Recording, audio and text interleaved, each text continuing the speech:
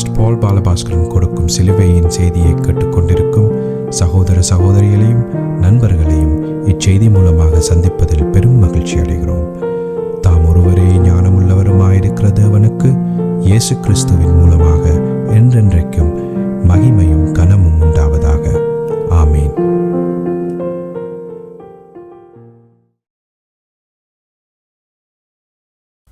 நான் பால் பாலபாஸ்கரன். நான் ஒரு இவாஞ்சலிஸ்ட். சிலுவையின் செய்தி என்ற இந்த நிகழ்ச்சியில் என் சகோதரர்கள், என் சகோதரிகள், என் நண்பர்கள் எல்லோரையும் மறுபடியும் சந்திப்பதில் நான் பெரும் மகிழ்ச்சி அடைகிறேன். இந்த அருமையான நேரத்தை கர்த்தராகிய இயேசு கிறிஸ்து எங்களுக்கு ஒதுக்கி தந்திருக்கிறார். இந்த நேரத்தில் கர்த்தருடைய வேத வார்த்தைகளை உங்களோடு பகிர்ந்து கொள்வது எனக்கு மிகுந்த சந்தோஷத்தை அளிக்கிறது என்பதை நீங்கள் அறிந்து கொள்ள வேண்டும். அப்போ கர்த்தருடைய வேத வார்த்தை என சொல்லப்படும் பொழுது அது எந்த காலத்திலும் சிலுவையில் அறையப்பட்ட இயேசு கிறிஸ்துவை பற்றியே பிரகடனப்படுத்துகிறது என்ற உண்மையை நாம் தெளிவாக அறிந்திருக்க வேண்டும். அப்போ சிலுவையில் அறையப்பட்ட இயேசு கிறிஸ்து தான் வார்த்தையாக நமக்கு தரப்பட்டிருக்கிறது. அந்த வார்த்தையை சரியான முறையில் நாம் புரிந்து அறிந்து கொள்ள வேணும் என்பதற்கு ஏதுவாக 1 கொரிந்தியர் 2:2 இயேசு கிறிஸ்துவே சிலுவையில் அறையப்பட்ட அவரையே அன்றி வேறு ஒன்றையும் உங்களுக்குள் அறியாதிருக்க தீர்மானித்திருந்தேன் என்று சொல்லி பவுல் அப்போஸ்தலர் பரிசுத்த ஆவியினாலே ஏவப்பட்டு சொல்லியிருக்கிறார். அப்போ சிலுவையில் அறையப்பட்ட இயேசு கிறிஸ்து தான் தேவனுடைய வார்த்தை என்பதை நாம் தெளிவாக அறிந்து கொள்ள வேண்டும். அநேகமான வார்த்தைகள் இப்பொழுது வேதத்திலே, அதாவது சரியான முறையில் மொழிபெயர்க்கப்படாமல் மனுஷனுடைய எண்ணங்களை வேதத்தில் போடப்பட்டிருக்கிறத நாம் அறியக்கூடியதாக இருக்கிறது. அதுகள் கர்த்தருடைய வார்த்தைகள் அல்ல. அது மனுஷருடைய எண்ணங்களே தவிர அது கர்த்தருடைய வார்த்தை அல்ல. கர்த்தருடைய வார்த்தையாக இருந்தால் அது தேவனுடைய வாயிலிருந்து புறப்பட்ட வார்த்தையாக இருக்க வேணும். இதனையே மத்தேயு 4:4 நம்முடைய ஆண்டவராகிய இயேசு கிறிஸ்து மனுஷன் அப்பத்தினாலே மாத்திரம் அல்ல, தேவனுடைய வாயிலிருந்து புறப்படுகிற ஒவ்வொரு வார்த்தையினாலும் பிழைப்பான். அப்போ அந்த வார்த்தை தான் ஜீவ அப்பம் என்பதையும், அந்த ஜீவ அப்பம்தான் இயேசு கிறிஸ்து என்பதனையும், அந்த அப்பத்தை நாம் புசிக்க வேணும். அப்போ அதனுடைய அர்த்தம் என்ன? மனுஷகுமாரனுடைய இரத்தத்தை நாம் குடிக்க வேணும் என்றும், மனுஷகுமாரனுடைய மாம்சத்தை நாம் புசிக்க வேணும் என்று சொல்லியும் ரோமர் 6ஆம் அதிகாரத்தில் தெளிவாக சொல்லப்பட்டிருக்கிறது. அப்பொழுது தான் நமக்கு நித்திய ஜீவன் உண்டு என்று சொல்லி நம்முடைய ஆண்டவராகிய இயேசு கிறிஸ்து சொல்லியிருக்கிறார். அப்போ என்ன அவர் சொல்லியிருக்கிறார் என்று சொன்னால், இயேசு கிறிஸ்துவை விசுவாசியுங்கள், அவர் சிலுவையில் செய்து முடித்ததை விசுவாசியுங்கள், அந்த விசுவாசத்தில் நிலைத்திருங்கள், அப்பொழுது உங்களுக்கு நித்திய ஜீவன் கிடைக்கும் என்று சொல்லியிருக்கிறார். இப்பொழுது நாங்கள் ரோமர் 7ஆம் அதிகாரம் 25ஆம் வசனத்திற்கு போவோம். நம்முடைய கர்த்தராகிய இயேசு கிறிஸ்து மூலமாய் தேவனை ஸ்தோத்திரிக்கிறேன். ஆதலால் நானே என் மனதினாலே தேவனுடைய நியாய பிரமாணத்துக்கும் மாம்சத்தினாலேயோ பாவ பிரமாணத்துக்கும் ஊழியம் செய்கிறேன் என்று சொல்லி பவுல் அப்போஸ்தலர் சொல்லியிருக்கிறார். இந்த வேத வார்த்தைக்கு நான் தெரிந்து கொண்ட தலையங்கம், கர்த்தராகிய இயேசு கிறிஸ்து மூலமாய் தேவனை ஸ்தோத்திரிக்கிறேன். கர்த்தராகிய இயேசு கிறிஸ்து மூலமாய் தேவனை ஸ்தோத்திரிக்கிறேன். ஏனென்று சொன்னால் ரோமர் 7:24 பவுல் அப்போஸ்தலர் தன்னுடைய அங்கலாய்ப்பை தெரிவித்திருக்கிறார். நிர்பந்தமான மனுஷன் நான், இந்த மரண சரீரத்தில் நின்று யார் என்ன விடுதலை ஆக்குவார் என்று சொல்லி அவர் துன்பப்பட்ட பொழுது தன்னுடைய தன்னுடைய துன்பத்தை வெளிப்படுத்தி இருக்கிறார். அப்போ உடனடியாக அவருக்கு வெளிப்பாடு கிடைத்த உடனேயே நம்முடைய கர்த்தராகிய இயேசு கிறிஸ்து மூலமாய் தேவனை சோஸ்தரிக்கிறேன் என்று சொல்லி கூறியிருந்தார். அப்போ கவனமாக பார்த்து கொள்ளுங்கள். இப்போ என்ன சொல்லப்பட்டிருக்கிறது? பவுல் அப்போஸ்தலருக்கு வெளிப்பாடு கொடுக்கப்பட்டிருக்கிறது. எப்படி ஜெயங்கொண்ட கிறிஸ்தவ வாழ்க்கையை வாழ்கிறதென்ற வெளிப்பாடு அவருக்கு கொடுக்கப்பட்டதன் நிமித்தம் அவர் கர்த்தராகிய இயேசு கிறிஸ்து மூலமாய் தேவனை சோஸ்தரிக்கிறேன் என்று சொல்லி தெளிவாக தனக்கு வெற்றி கிடைத்ததை அவர் வெளிப்படுத்தி இருக்கிறார். நாங்கள் இப்பொழுது ஜெபத்திற்கு கடந்து செல்லுவோம். அருமையானங்கள் பிதாவே, உமக்கு சோஸ்திரம். பரலோகத்தின் தேவனே, உமக்கு அண்டண்டைக்கும் சோஸ்திரம். உம்முடைய குமாரன் இயேசு கிறிஸ்துவை பலியாக சிலுவையிலே ஒப்பு கொடுத்து அவருடைய வெளியேறப்பெற்ற இரத்தத்தினால் தேவரே நீர் எங்களை மீட்டுக்கொண்டீர். அதற்காக உமக்கு அண்டண்டைக்கும் சோஸ்திரம். என் சகோதர சகோதரிகளை தேவரீர் ஆசீர்வதித்து அபிஷேகித்து உம்முடைய வேத வார்த்தைகளை அறிந்து கொள்ளக்கூடிய பாக்கியத்தை தேவரீர் அவர்களுக்கு கொடுத்தருள வேணுமென்றும், அதே நேரம் அடியேனையும் அபிஷேகித்து அவர்களுக்கு நிதானமான முறையில் போதிக்கத்தக்கதாக உம்முடைய பரிசுத்த ஆவியானவர் அவரே போதனையை செய்ய வேணுமென்று இயேசு கிறிஸ்துவின் நாமத்தினால் கேட்டுக்கொள்கிறேன் பிதாவே. Amen and amen and amen. Hallelujah. Thank you, Jesus. Thank you, Jesus. Praise the Lord. Praise the Lord. Praise the Lord. அப்போ கடந்த செய்தியில் குறிப்பாக நான் சொல்லியிருந்தேன், அதாவது ஆண்டவராகிய இயேசு கிறிஸ்துவிடம் பவுல் அப்போஸ்தலர் என்ன மாதிரி என்று சொன்னால், தான் வேதனைப்பட்டு கொண்டிருக்கிற நேரத்திலே, அதாவது ஜெயங்கொண்ட கிறிஸ்தவ வாழ்க்கையை அவரால் வாழ முடியாததன் நிமித்தம் அவர் என்ன செய்கிறார் என்று சொன்னால், தான் பட்ட வேதனையை, துன்பத்தை அவர் வெளிப்படையாக ரோமர் 7:24 சொல்லப்பட்டிருக்கு. 7:24 அவர் சொல்லியிருக்கிறார். அப்போ தேவன் உடனடியாக அவருக்கு விடுதலை எந்த காலத்திலும் தேவனாலேயே என்பதை தெளிவாக சொல்லியிருக்கிறார். இதைத்தான் நாங்கள் ரோமர் 7:25 பார்க்கிறோம். அந்த வேத வார்த்தைக்கு நான் கொடுத்த தலையங்கம் உங்களுக்கு தெரியும். கர்த்தராகிய இயேசு கிறிஸ்து மூலமாய் தேவனை சோஸ்தரிக்கிறேன். அப்போ அந்த விடுதலை கர்த்தராகிய இயேசு கிறிஸ்து மூலமாகவும் அவர் சிலுவையில் நிறைவேற்றியதன் மூலமாகவே கொடுக்கப்பட்டது. இப்படி இருக்க மகா வல்லமை உள்ள 3 பிரதான எதிரிகள் கிறிஸ்தவர்கள் அறிந்திருக்க வேண்டிய விஷயம் என்னென்றால், மகா வல்லமை உள்ள 3 பிரதான எதிரிகள். யார் அந்த எதிரிகள் என்று சொன்னால், மரணம் என்றது ஒன்று, அந்த பாவம் என்றது 2, மற்றது நியாயப்பிரமாணம் 3. இந்த 3ம் மனுஷனுடைய மிகவும் மோசமான எதிரிகள் என்பதை நாம் அறிந்து கொள்ள வேண்டும். மகா வல்லமை உள்ள எதிரிகள் என்பதையும் நாம் அறிந்து கொள்ள வேண்டும். அப்போ இந்த 3 எதிரிகளும் தங்களுடைய அதிகாரத்தை எவன் இயேசு கிறிஸ்துவையும் அவர் சிலுவையில் நிறைவேற்றியதையும் விசுவாசிக்கிறானோ, இந்த 3ம் தங்களுடைய அதிகாரத்தை முற்று முழுதுமாக இழந்தன என்ற உண்மையை நாம் தெளிவாக அறிந்திருக்க வேண்டும்.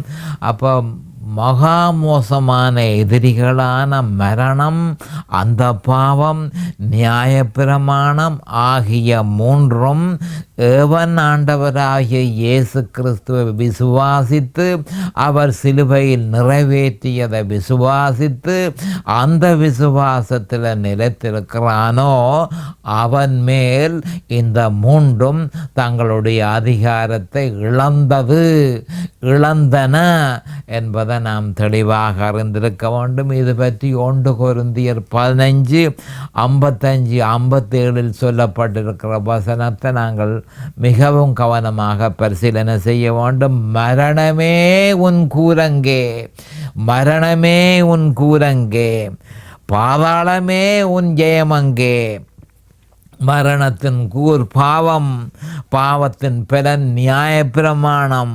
நம்முடைய கர்த்தராகிய இயேசு கிறிஸ்துவினாலே நமக்கு ஜெயம் கொடுக்கிற தேவனுக்கு சோஸ்திரம்.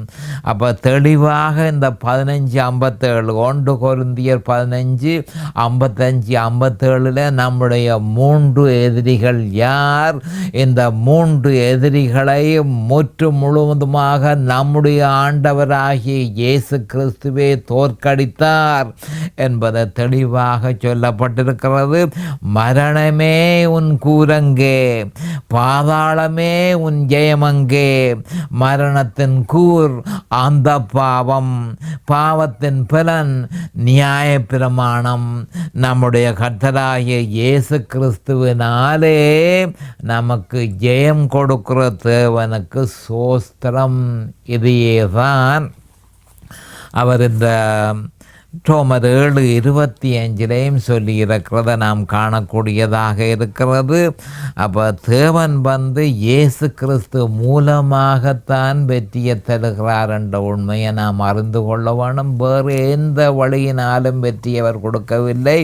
இயேசு கிறிஸ்து மூலமாகவே வெற்றியை நமக்கு அருளுகிறார் என்பதை நாம் அறிந்து கொள்ள வேண்டும். அப்போ பரிசுத்த ஆவியானவர் இது பற்றி 1 கொரிந்தியர் 15:55-57 சொல்லப்பட்டதை மிகவும் அவதானமாக நாம் கவனிப்போமாக. அது மட்டுமல்ல, அவர் மூலமாக விசுவாசி புதிதான ஜீவனுக்குள்ளும் தேவனுடைய நீதிக்குள்ளும் பிரவேசிக்கிறான். புதிதான ஜீவனுக்குள்ளும் தேவ நீதிக்குள்ளும் பிரவேசிக்கிறான் என்ற உண்மையை நாம் அறிந்து கொள்ள வேண்டும். பரிசுத்த ஆவி அவனுடைய ஆதாரமாக, அவனுடைய ஆதாரமாக இருக்கிறபடியால் அவர் மூலமாக அவனில் வல்லமையாக உண்மையான பரிசுத்தம் நடைபெறுகிறதென்ற உண்மையை நாம் அறிந்து கொள்ள வேண்டும். விசுவாசி கிறிஸ்துவின் மரணத்திற்குள்ளே அடைக்கலம் பெறுவானாயின், விசுவாசி கிறிஸ்துவனுடைய மரணத்துக்குள் அடைக்கலம் பெறுவானாயின் அவன் அந்த பாவத்தின் ஆதிக்கத்தில் இருந்து விடுதலையை பெறுகிறான். அப்போ கிறிஸ்துவன் மரணத்துக்குள்ளே அவன் விசுவாசத்தின் மூலம் இணைந்திருக்க வேணும். அப்போ கிறிஸ்துவோடு அவன் மரித்திருக்க வேணும். கிறிஸ்துவோடு அவன் அடக்கம் பண்ணப்பட்டிருக்க வேணும். கிறிஸ்துவோடு அவன் உயிர் தெழுந்திருக்க வேணும். கிறிஸ்துவிலே அவன் பிழைத்திருக்க வேணும்.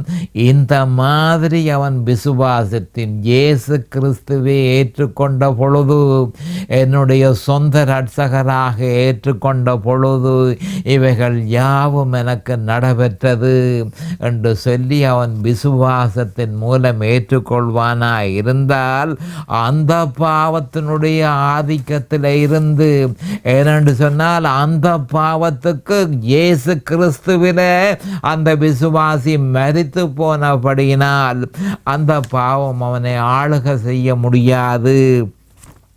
அந்த பாவத்தினுடைய ஆதிக்கத்தில் இருந்து அவன் பூரணமாக விடுதலை பெறுகிறான் என்ற உண்மையை கிறிஸ்தவர்கள் அறிந்து கொள்ள வேண்டும். மரித்து போன மனுஷன் கிறிஸ்துவுடனே, கலாத்தியர் 2:20 கிறிஸ்துவுடனே கூட சிலுவையிலே அறையப்பட்டேன், ஆயினும் பிழைத்திருக்கிறேன் என்று சொல்லி பவுல் அப்போஸ்தலர் சொல்லியிருக்கிறார். அப்போ கிறிஸ்துவனுடைய சிலுவையிலே அறையப்பட்ட பொழுது பவுல் அப்போஸ்தலரும் கிறிஸ்துவோடு சேர்ந்து தானும் மரித்தேன் என்று சொல்லி அவர் விசுவாசிக்கிறார். ஆனபடியால் மரித்த மனுஷன் மேலே என்ன ஆதிக்கத்தை சாத்தான் செலுத்த முடியும் என்பதை நாம் தெளிவாக அறிந்து கொள்ள வேண்டும். அப்போ கிறிஸ்தவன் மரிக்கவில்லையாயிருந்தால், கிறிஸ்தவன் இயேசு கிறிஸ்துவோட மரிக்கவில்லையாயிருந்தால் சாத்தான் அதிகாரத்தை செலுத்துவான். அவன் இயேசு கிறிஸ்துவோட மரித்து போனேன் என்று விசுவாசிப்பானாயிருந்தால் சாத்தானை என்ன செய்ய முடியும்? செத்த மனுஷனோடு என்ன செய்ய முடியும் என்றது ஒவ்வொரு கிறிஸ்தவர்களும் தீவிரமாக சிந்திக்க வேணும். இப்படி இருக்க சகோதரரே, உங்களுடைய மனம் எங்கே இருக்கிறது? மனம்தான் பிரச்சனையான ஒரு விஷயம். உங்களுடைய மனம் எங்கே இருக்கிறது? இன்னும் உங்களுடைய மனம் மாம்சத்தில் தானா நங்கூரமிடப்பட்டு இருக்கிறது? மாம்சத்தில் மனம் நங்கூரமிடப்பட்டிருந்தால் பவுல் அப்போஸ்தலர் ரோமர் 8:5 சொல்லப்பட்டிருக்கிறத நாம் கவனத்துக்கு எடுத்துக்கொள்ள வேண்டும். அது என்னென்று சொன்னால், அன்றியும் மாம்சத்தின்படி நடக்கிறவர்கள் மாம்சத்துக்கு உரியவைகளை சிந்திக்கிறார்கள். ஆவியின்படி நடக்கிறவர்கள் ஆவிக்குரியவைகளை சிந்திக்கிறார்கள். சிம்பிள். மாம்சத்தின்படி நடக்கிறவர்கள் மாம்சத்துக்குரியவைகளை சிந்திக்கிறார்கள். ஆவியின்படி நடக்கிறவர்கள் ஆவிக்குரியவைகளை சிந்திக்கிறார்கள் என சொல்லியிருப்பதை நாம் கவனத்துக்கு எடுத்துக்கொள்ள வேண்டும். அநேகமான கிறிஸ்தவர்கள் இந்த பிரச்சனையில் மாட்டுப்பட்டு போயிருக்கிறத நாங்கள் காணக்கூடியதாக இருக்கு. கிறிஸ்தவர்கள் மாம்சத்தில் செயல்படுகிறது அநேகமான கிறிஸ்தவர்களுடைய பொதுவான நியதியாக இருக்கிறது. ஆனால் அவர்கள் ஆவிக்குரியவைகளை சிந்திக்க வேணும், ஆவியின்படி நடக்க வேணும். கர்த்தருடைய பிள்ளைகளாக அவர்கள் இருந்தால் ஆவிக்குரிய விஷயத்தை அவர்கள் சிந்திக்க வேண்டும். மாம்சத்தை அவர்கள் நாடுவது ஏன் என்பதைத்தான் பவுல் அப்போஸ்தலர் தெளிவாக ரோமர் 8:5 அன்றியும் மாம்சத்தின்படி நடக்கிறவர்கள் மாம்சத்துக்குரியவைகளை சிந்திக்கிறார்கள், ஆவியின்படி நடக்கிறவர்கள் ஆவிக்குரியவைகளை சிந்திக்கிறார்கள் என சொல்லி இருப்பதை நாம் கவனத்திற்கு எடுத்துக்கொள்ள வேண்டும். அது மட்டுமல்ல, ரோமர் 8:8 மாம்சத்துக்குட்பட்டவர்கள் தேவனுக்கு பிரியமாயிருக்க மாட்டார்கள். மாம்சத்துக்குட்பட்டவர்கள் தேவனுக்கு பிரியமாயிருக்க மாட்டார்கள் என கூறியதை ஞாபகமூட்ட விரும்புகிறேன். சில முக்கியமான உண்மைகளை நாம் எந்த காலத்திலும் நினைவில் வைத்திருக்க வேண்டும். இதுகள் மிக முக்கியமான உண்மைகள். அப்போ இது ஒரு மனுஷனுடைய கிறிஸ்தவனுடைய இருதயத்தில் நிலையாக, அதாவது நிறுத்தி வைக்கப்பட வேணும், இருதயத்தில் நிறுத்தி வைக்கப்பட வேண்டிய உண்மைகள் என்பதை நாம் அறிந்து கொள்ள வேண்டும். அது என்னவென்றால், முதலாவதாக மனுஷகுலத்திற்கும் நித்திய நரகத்திற்கும் நடுவில் இருப்பது கிறிஸ்துவின் சிலுவையே. மறுபடியும் இதனை சொல்ல விரும்புகிறேன். மனுஷகுலத்திற்கும் நித்திய நரகத்திற்கும் நடுவில் இருப்பது கிறிஸ்துவின் சிலுவை ஒன்றே என்பது ஒவ்வொரு கிறிஸ்தவர்களும் அறிந்திருக்க வேண்டும். கிறிஸ்துவின் சிலுவைக்கு அப்பால் நகர்ந்தவுடன், மறுபடியும் சொல்லுகிறேன், கிறிஸ்துவனுடைய சிலுவைக்கு அப்பால் கிறிஸ்தவர்கள் நகர்ந்தவுடன் நரகம் வரவேற்கிறது என்பதனை சதா காலமும் நான் நினைவில் வைத்திருக்க வேண்டும். மிக முக்கியமான ஒரு பாயிண்ட் என்ன மாதிரி என்று சொன்னால், மனுஷகுலத்துக்கும் நித்திய நரகத்துக்கும் நடுவில் இருப்பது கிறிஸ்துவின் சிலுவை. அப்போ கிறிஸ்துவின் சிலுவைக்கு அப்பால் ஒரு கிறிஸ்தவன் நகர்ந்த உடனடியாக நரகம் அவனை வரவேற்கிறது என்பதை கிறிஸ்தவன் வைத்திருந்து அவதானமாக இருந்து கிறிஸ்துவன் சிலுவைக்கு அப்பால் போகாதபடிக்கு எச்சரிக்கையாக இருக்க வேணும். அடுத்ததாக, கிறிஸ்தவ சபைக்கும் பொய்யான உபதேசத்திற்கும் நடுவில் இருப்பது கிறிஸ்துவின் சிலுவையே. மறுபடியும் வருகிறேன். கிறிஸ்துவின் சபைக்கும் பொய்யான உபதேசத்திற்கும் நடுவில் இருப்பது கிறிஸ்துவின் சிலுவையே. அப்போ கிறிஸ்துவின் சிலுவைக்கு அப்பால் நகர்ந்தவுடன் சாத்தானின் ஆழங்களை சந்திக்க வேண்டி வரும். அநேகமான கிறிஸ்தவர்கள் சாத்தானின் ஆழங்களை சந்தித்திருக்கிறபடியினால அவர்கள் கிறிஸ்துவின் சிலுவையை விசுவாசிக்காமல் இருக்கிறார்கள். அப்போ கிறிஸ்துவின் சிலுவைக்கு அப்பால் சென்றவுடன், கவனமாக கேளுங்கள், பொய்யான உபதேசத்தினால சத்தியத்தை விட்டு விலகும் படலம் ஆரம்பிக்கிறது என்பதை நாம் தெளிவாக அறிந்து கொள்ள வேண்டும்.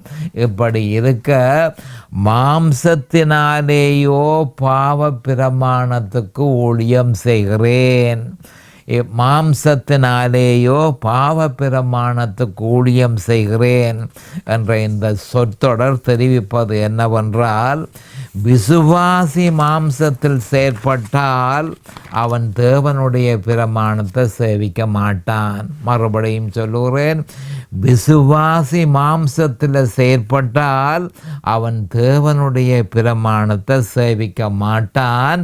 அதற்கு பதிலாக பாவம் மரணம் என்ற பிரமாணத்தையே அவன் சேவிப்பான் என்பது தெளிவாகிறது.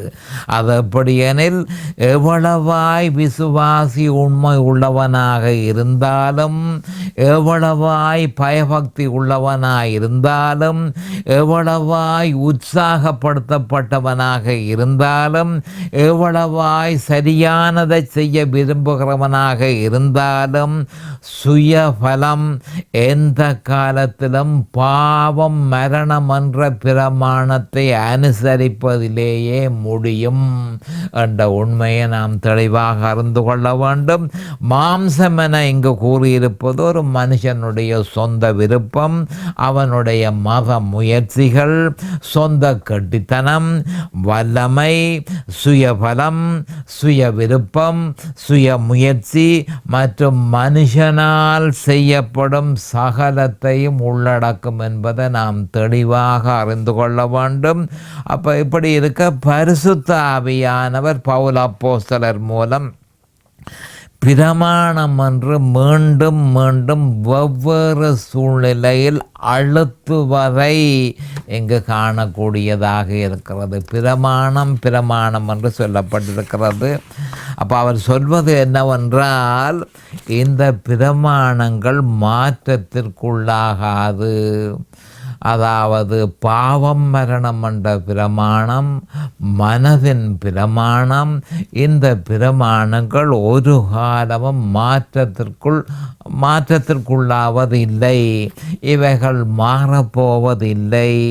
அவைகள் என்ன நோக்கத்திற்காக உருவாக்கப்பட்டதோ அதனை தப்பாமல் நிறைவேற்றும் என்ற உண்மையை கிறிஸ்தவர்கள் அறிந்து கொள்ள வேண்டும். பிரமாணங்கள் எல்லாம் ஆண்டவருடைய சகல செய்கைகளும், அதாவது ஒவ்வொரு பிரமாணத்துக்குள்ளே எல்லாம் அடங்குகிறது என்பதையும், அந்த பிரமாணத்தை மீறும்போது அதற்குரிய தண்டனையை நாம் அனுபவிக்க வேண்டி வரும் என்றும், பிரமாணத்தை அனுசரிக்கும் பொழுது அந்த நன்மையை நாம் பெறக்கூடியதாக இருக்கும் என்பதை கிறிஸ்தவர்கள் அறிந்து கொள்ள வேண்டும். விசுவாசமே அது ஒரு பிரமாணம் என்று சொல்லி தெளிவாக சொல்லப்பட்டிருக்கிறது. விசுவாசம் ஒரு பிரமாணம். அப்போ இந்த விசுவாச பிரமாணத்தை சட்டத்தின்படி அது சட்டத்துக்குள்ளே அடங்குகிறது என்பதை நாம் அறிந்து கொள்ள வேண்டும். அப்போ ஒருவன் இயேசு கிறிஸ்துவையும் அவர் சிலுவையில் செய்து முடித்ததையும் தொடர்ந்து விசுவாசித்து அந்த விசுவாசத்தை நிலைத்திருக்கும் பொழுது அவன் விசுவாச பிரமாணத்தை கடைப்பிடிக்கிறான். அது ஒரு லோ என்பதையும், அந்த லோவுக்குள்ள செய்ய வேண்டியது என்ன என்பதையும் தெளிவாக சொல்லப்பட்டிருக்கிறது. அப்போ அந்த லோவை தவிர்த்து வேறு எதனை விசுவாசித்தாலும் அந்த விசுவாசத்தை தேவன் கணக்குக்கு எடுத்துக்கொள்ள மாட்டார். அதே நேரம் தவறான விசுவாசத்தை அனுசரித்ததற்காக அதற்குரிய தண்டனையும் பெற்றுக்கொள்ள வேண்டி வரும் என்பதை ஒவ்வொரு கிறிஸ்தவர்களும் நிச்சயமாக அறிந்திருப்பார்களாக. அப்போ பவுல் அப்போஸ்தலர் இந்த அதிகாரத்தில் பாதகமான பிரமாணங்கள், பாவம் மரணம் என்ற பிரமாணத்தை குறிப்பாக சொல்லப்பட்டிருக்கிறது. அப்போ பாதகமான பிரமாணங்களை பற்றியே அதிகமாக சொல்லி இருக்கிறத நாம் காணக்கூடியதாக இருக்கிறது. அப்போ ரோமர் 8ஆம் அதிகாரத்தில் சாதகமான கிறிஸ்து இயேசுவினாலே ஜீவனுடைய ஆவியின் பிரமாணத்தை பற்றி சொல்லியிருக்கார். மறுபடியும் சொல்லுகிறேன், ரோமர் 7ஆம் அதிகாரத்தில் முற்றும் முழுதுமாக பாவம், மரணம் என்ற பிரமாணம், மனதின் பிரமாணம், பாதகமான பிரமாணங்கள், அதாவது மனுஷனுக்கு வேதனையை கொடுக்கிற இந்த பிரமாணங்கள் தேவனாலே இயற்றப்பட்ட பிரமாணங்கள், ஒரு காலம் மாற்றம் அடையாத பிரமாணங்கள். அந்த பிரமாணங்களை பற்றியே ரோமர் 7ஆம் அதிகாரத்தில் சொல்லப்பட்டிருக்கிறது. ஏனென்று சொன்னால் பவுல் அப்போஸ்தலர் விசுவாச பிரமாணத்தை அவர் கடைப்பிடிக்கவில்லை. விசுவாச பிரமாணத்தை அவர் அனுசரிக்காததன் நிமித்தம் பாதகமான பிரமாணங்களை ரோமர் 7ஆம் அதிகாரத்தில் நாங்கள் காணக்கூடியதாக இருக்கிறது. ரோமர் 8ஆம் அதிகாரத்தில் சாதகமான கிறிஸ்து இயேசுவினாலே ஜீவனுடைய ஆவியின் பிரமாணத்தை பற்றி சொல்லப்பட்டிருக்கிறது. அப்போ பாதகமான பிரமாணங்களை விட கிறிஸ்து இயேசுவினாலே ஜீவனுடைய ஆவியின் பிரமாணம் அற்புதமான பிரமாணமாக காட்டப்பட்டு நிரூபிக்கப்பட்டும் இருக்கிறது. ஆனபடியால் ரோமர் 8ஆம் அதிகாரம் நமக்கு மிகுந்த ஆசீர்வாதமாக இருக்கும் என்பதை நாம் அறிந்து கொள்ள வேண்டும். மறுபடியும் நான் இதனை பற்றி சொல்ல விரும்புகிறேன். அது என்னென்று சொன்னால், ரோமர் 7ஆம் அதிகாரத்தில் பாதகமான பிரமாணமும் ரோமர் 8ஆம் அதிகாரத்தில் சாதகமான பிரமாணமும் கொடுக்கப்பட்டிருக்கிறது. அப்போ ரோமர் 8ஆம் அதிகாரம் நமக்கு மிகுந்த ஆசீர்வாதமாக இருக்கும் என்பதை நாம் அறிந்து கொள்ள வேண்டும். ஏனென்று சொன்னால், கிறிஸ்து இயேசுவினாலே இவனுடைய ஆவியின் பிரமாணம் ஜெயம் கொண்ட கிறிஸ்தவ வாழ்க்கையை எப்படி வாழ்கிறது, பரிசுத்த ஆவியானவர் எப்படி செயற்படுகிறார், அப்போ பரிசுத்த ஆவியானவர் நம்மில் வல்லமையாக செயற்படுவதாக இருந்தால் நாம் என்ன செய்ய வேண்டும் என்ற விவரத்தை கிறிஸ்து இயேசுவினாலே ஜீவனுடைய ஆவியின் பிரமாணத்தில் சொல்லப்பட்டிருக்கிறது. அப்போ நான் என்ன சொல்கிறேன் என்று சொல்லிக்க, கிறிஸ்துவுக்குள் இருந்து கொள்ளுங்கள், கிறிஸ்துவை விட்டு வெளியால் போகாதபடிக்கு எச்சரிக்கையாக இருங்கள், கிறிஸ்துவுக்குள் இருந்து கொள்ளுங்கள். கிறிஸ்துவுக்குள் தான் பாதுகாப்பு. கிறிஸ்துவுக்குள் இருக்கும் பொழுதுதான் சகலவிதமான பாதுகாப்பும் பரிசுத்த ஆவியானவருடைய பூரணமான பாதுகாப்பும் நமக்கு தரப்படும் என்பதை கிறிஸ்தவர்கள் அறிந்து கொள்ள வேண்டும். ஆனபடியால் தான் கிறிஸ்து இயேசுவினாலே ஜீவனுடைய ஆவியின் பிரமாணம். அப்போ ஜீவனை தருகிற ஆவியினுடைய பிரமாணம் என்ன சொல்லுதென்று சொன்னால், கிறிஸ்து இயேசுவுக்குள்ளே இருந்து கொள்ளுங்கள், அவருடைய மரணத்துக்குள்ள பங்கு பெற்றுங்கள், அவரை தொடர்ந்து விசுவாசியுங்கள், அவருடைய மரணத்துக்குள்ள பங்கு பற்றி அவருடைய உயிர்த்தெழுதலில் தொடர்ச்சியாக நீங்கள் பங்கு பற்றி கிறிஸ்துவில் இருக்கும் பொழுது பரிசுத்த ஆவியானவர் வல்லமையாக செயல்படுவார் என்று சொல்லப்பட்டிருக்கிறது. சிலுவையின் செய்தியின் இறுதி நோக்கமாகிய ரோமர் 8ஆம் அதிகாரத்தில் காலெடுத்து வைப்பதற்கு கிருபையை தாராளமாக அருளின ஆண்டவராகிய இயேசு கிறிஸ்துவுக்கு அன்றைக்கும் சோஸ்திரம். ரோமர் 7ஆம் அதிகாரம் முடிவு பெறுகிறது. ரோமர் 8ஆம் அதிகாரத்தில் நாங்கள் காலடி எடுத்து வைக்க போகிறோம். அவருடைய கிருபை இல்லாவிட்டால் இந்த முயற்சி ஒரு பொழுதும் சாத்தியமாகாது என்பதனை நாங்கள் பூரணமாக அறிந்திருக்கிறோம். ஆனபடியால் ரோமர் 8ஆம் அதிகாரத்தை வல்லமையோடு பிரசங்கிக்கத்தக்கதாக போதிய ஞானத்தையும் போதிய அபிஷேகத்தையும் தேவன் நமக்கு அருளுமாறு சகோதரர்களே நீங்கள் எல்லோரும் வேண்டிக் கொள்ளுங்கள், எங்களுக்காக வேண்டிக் கொள்ளுங்கள். இப்பொழுது நேரம் சமீபமாகிவிட்டது. கர்த்தராகிய இயேசு கிறிஸ்துவின் நாமத்தினால் நான் உங்களை ஆசீர்வதிக்கிறேன். அவருடைய கிருபையும் அவருடைய இரக்கமும் தாராளமாக உங்களுக்கு கிடைப்பதாக. இயேசுவின் நாமத்தில் பரிசுத்த பிதாவே, ஆமென் and amen and amen. இந்த சிலுவையின் செய்தியை கேட்பவர்கள் அதன் ஆவிக்குரிய பலனை பூரணமாக அடைய வேண்டும் என்பதே நம்முடைய பிரார்த்தனையாகும். தொலைபேசி மூலம் தொடர்பு கொள்ள விரும்புவோர் 647-465-1224 மூலமும், இமெயில் மூலம் தொடர்பு கொள்ள விரும்புவோர் paulbalabaskaran@gmail.com மூலமும் தொடர்பு கொள்ளலாம்.